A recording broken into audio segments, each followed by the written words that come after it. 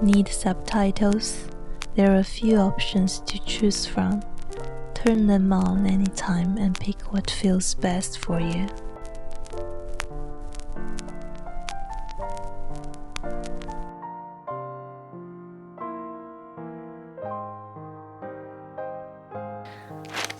Hello， 大家好，好久不见，欢迎回到我的频道。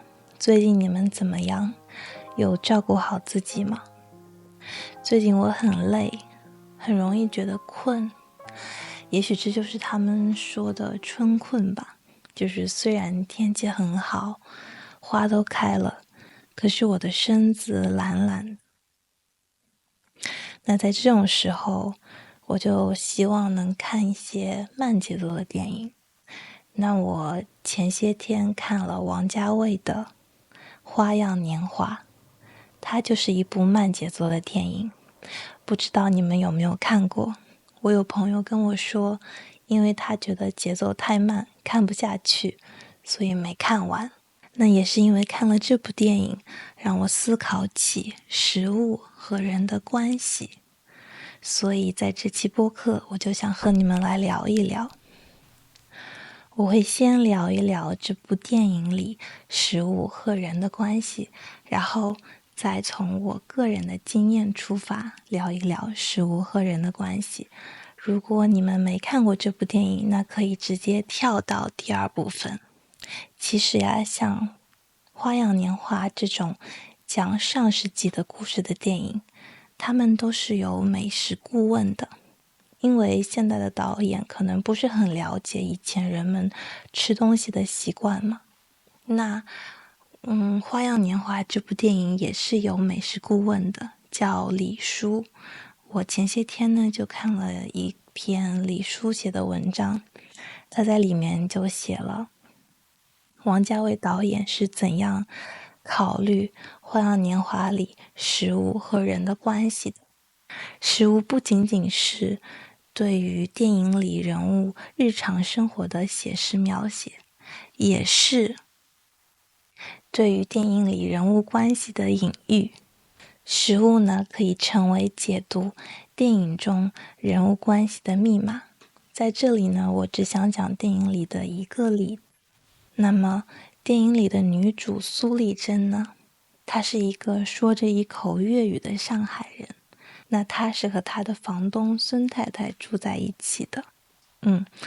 虽然孙太太经常会邀请她一起留在家里吃饭，但她总是会倔强地拎着她的绿色保温桶下楼去买云吞面。那这不是单纯的因为她喜欢吃云吞面，是因为她从家里出门这个行为本身就缓解了她丈夫经常不在家的寂寞的情绪，也是为了逃避她的家里这个狭小的空间。因为她的房东和其他人经常喜欢在家里一起打麻将，成天到晚她听到的都是麻将的声音。她的房间又很小很狭小，所以她出门买云吞面也是为了逃离那个狭小的空间，获得一些自由。那在电影里呢，每次她下楼去买云吞面的时候，总是会在狭窄昏暗的楼道里和男主周慕云先生两人擦肩而过。不知道你们会不会这样觉得，反正我是每次都觉得他们两人擦肩而过的时候有一种暧昧的感觉。暧昧这个词我之后也会给你们再解释一下，我认为它是没有对应的英文翻译的。随着电影情节的发展，你也可以感觉到每一次他们两人擦肩而过的感觉都会有一定的变化。好了，那现在我想从我个人的经验来谈一谈食物和人的关系。先让我问你们几个问题：一，和一个人第一次见面，你们会选择一起喝咖啡还是一起吃饭？如果选择喝喝咖啡是什么原因？如果选择吃饭是什么原因？2，如果要和你有好感的人约着一起吃饭，你会选择吃什么菜，去什么餐厅呢？3，如果你要和一个人分手，你们会选择一起吃什么菜？这问题有点残忍，但是想一想也是很有意思的。那现在我来说一下我的看法。那第一个问题，如果你要和一个人第一次见面，你会选择喝咖啡还是一起吃饭？我觉得要看你对这个人的感觉。那如果是和我还没怎么聊过天的人，我可能会选择喝咖啡。一是因为喝咖啡这件事情，比较正式，相较于一起吃饭，我觉得它没有那么亲密，因为很多人在工作中谈事情也是要一起喝咖啡的，对吧？2是因为呢，一起吃饭的话，尤其是在中国吃中国菜，很多时候你需要一起点菜，你们需要共享很多份菜。那如果你们彼此之间不那么熟的话，一起选菜呢可能会比较麻烦，可能2个人不太好协调，或者不太好意思互相将就。那么觉得一起吃饭可能需要一定的感情基础。当然，如果你可以吃那种一人点一份的无共享的菜，那么也是可以的吧。那么如果是见一个已经在网上聊了一段时间的网友，第一次见面我可能会选择一起吃饭。一是因为一起喝咖啡的话时间太短，可能你喝完咖啡可以一直坐在那里聊天，但是不管怎么样，他给2人相处的时间会没有吃饭那么长。那所以如果我想和对方进一步了解，我会选择一起吃饭。当然，先喝咖啡再吃饭，这种情况是晚饭，或者先吃饭再喝咖啡，这种情况是午饭的话，咖啡和饭加在一起，我觉得这种组合呢是更好的。好，那第2个问题，如果和一个你有好感的人或者你喜欢的人一起吃饭，你会选择一起吃什么菜，去什么餐厅呢？这个问题也很有意思。那对我来说呢，如果2个人还不确定彼此的心意，可能会选择吃西餐。就是比如说像沙拉加牛排，或者沙拉加意大利面这样典型的搭配。因为这种菜我感觉可以慢慢的吃，然后边吃边聊。但是我就把它和火锅比一下吧，因为对我来说吃火锅是需要一定力气的。为什么呢？因为你要不断的把肉或者菜放进锅里让它烧熟，对吧？你每隔一会儿就要放新的，你不能一次全部放进去，这样肉和菜会煮老。所以你要花很多的时间，很大的心思到煮肉煮菜上面去。其实吃火锅是很忙的，吃烤肉也是一样。那这样的话，你和对方就不会有太多的时间交流说话。我是说和吃西餐比起来哈。那还有呢，就是吃火锅，前面都是热气，对吧？你可能会边吃边出汗。那虽然说我希望能让我喜欢的人看到我真实的样子，但第一次还不太熟悉的时候一起吃饭，就让对方看到我边吃边流汗，然后如果我化妆的话，可能妆都会掉，我会觉得不那么好意思。所以在两个人还没有确定心意的时候，我可能不会首选吃火锅。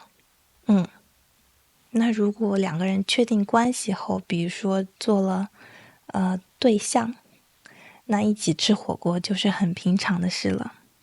某种程度上，吃火锅也是比较亲密的事，因为就像我刚刚说的，你们要配合一起煮肉煮菜，对吧？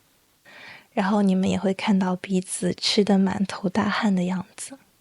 如果你们要和喜欢的人一起吃饭，尤其是刚开始的时候，你们会选择吃什么呢？那又为什么要选择吃那个菜或者那家餐厅呢？在评论区告诉我吧，我非常好奇你们的回答。好，那第3个问题，如果你要和一个人分手，你们会选择一起吃一顿什么呢？这一顿最后的饭，大概也是最后一顿饭了吧？你们会选择一起吃什么呢？在我看来，也许会选择吃面。为什么呢？因为我觉得吃面，一是它比较家常，会给人一种平常的感觉；二是因为吃面要吃得快。为什么呢？因为如果你吃得不快，面会坨。什么叫坨呢？意思就是面会把汤吸干，然后就挤在一起，粘在一起。所以吃面你要吃得快一点。那分手也要分得快一点，不然可能就舍不得，然后就不愿意分了。要分得利落，所以吃面也许是一个好的选择。不过可能很多人要分手的话，也不会选择一起吃饭吧。但你们也可以想想这个问题，我觉得很有意思。我前些天呢，在 YouTube 发了一个帖子，问了你们关于今天这个主题的想法。没有很多人回复，但也有人跟我说了他对于王家卫《花样年华》这部电影里食物和人的关系的看法。他说一开始他觉得可能二者之间没什么关系，但后来仔细想想，其实可以发现，看着两个人一起吃东西，你可以感觉到两个人之间的情感的变化，两个人的情愫是什么样的。两个人一起吃东西其实是一件很亲密的事，或者哪怕仅仅是一个人看着另外一个人吃东西。对我来说呢，特定的食物可能是和特定的人关联在一起的。那么在说这个之前呢，我想先说一下前面我提到的一个词叫暧昧。我说暧昧这个词在英文里是没有完全对应的翻译的，你可能把它翻译成 vague 或者 blurred， 但是暧昧主要就是来形容两个人之间的关系或者气氛的。暧昧的气氛是什么样呢？就好像是你们两个人中间有一些雾，朦朦胧胧的，模模糊糊的，让你觉得不能完全看清彼此的脸，看清彼此的心，也像那种在夜晚昏黄的灯光下，你看彼此的感觉，那种感觉是暧昧的。那如果你搜网上，可能有的人会告诉你说，暧昧在英文里就是 situationship， 不，完全不是的。两个人在成为情侣之前呢，可能会经历很长一段暧昧的时间。那有的人觉得这段暧昧的时间是很美好的，因为你们在彼此试探对方的心意。可能会对对方非常好，再慢慢的感觉，他对我是什么样的，我对他是什么样的。这就是暧昧的时期。那为什么我要说这个词呢？是因为在我上大学期间，也有过一个人跟我有过一段暧昧的时间。那段时间里呢，我们经常会一起去吃一家店，在中国叫兰州拉面。这是一家很常见的店，你在大街小巷都能看到。它是一家面馆，非常平常普通的面馆，不浪漫，在一般人看来不浪漫。但是因为对我来说，它和那个特殊的人联系在一起，所以它可以是浪漫的。我们在读大学的时候呢，会经常一起去兰州拉面店吃面。有时候可能我不想吃，我就会看着他一个人吃。有时候我们一起吃，我知道他最喜欢点的就是土豆牛肉面。几乎每次去，他都会点这道面。有时候他可能会换换口味。那他也知道我最喜欢点的是凉拌面，所以这家兰州拉面承载着我们彼此的记忆。有时候吃面，面刚端上来的时候冒着热气，那个热气散发在我们两个人中间，就给人一种暧昧的感觉。而且我们经常是一起去兰州拉面店吃晚饭的。吃完晚饭之后呢，我们就喜欢一起在校园里散散步。你就带着那种兰州拉面的味道回味在嘴巴里，散步的时候那种味道还有。对我来说那是非常美好的记忆。在大学的时候还是非常纯真真心的感情的，所以现在每次我在路边看到兰州拉面这家店的时候，也都会让我想起那个人。这就是我跟你们分享的关于食物的独家记忆。最后呢，我想来再从家庭的角度谈一谈食物和人的关系。那正好呢，2天前，我和我的家人还有我舅舅一家一起聚餐吃饭。那平时呢，其实我是没有太多机会见到我的舅舅一家和我的外公的。所以其实对于中国人来说呢，聚餐是一个和家人相见，或者和家人一起度过一些时间很好的机会，或者你甚至可以说是借口。在聚餐的时候呢，我们会围在一个圆桌上一起吃饭。有时候你可能只是享受那种和家人同处在一个空间的感觉。比如说呢，2天前吃饭，其实我很想跟我的外公多说些话，但是那天我突然发现，因为好久没和他说话了，我不知道他最近怎么样，我突然发现我好像不是很了解我的外公，他作为一个个体的生活，就是他除了是我的外公之外，他的别的方面是怎么样的。我突然发现我不了解。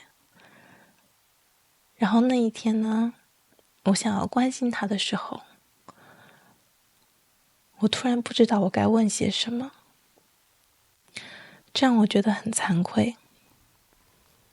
但是我当时又觉得，能有吃饭这个机会，把家人聚在一起，让我和外公同处在一个空间，我已经觉得很幸福。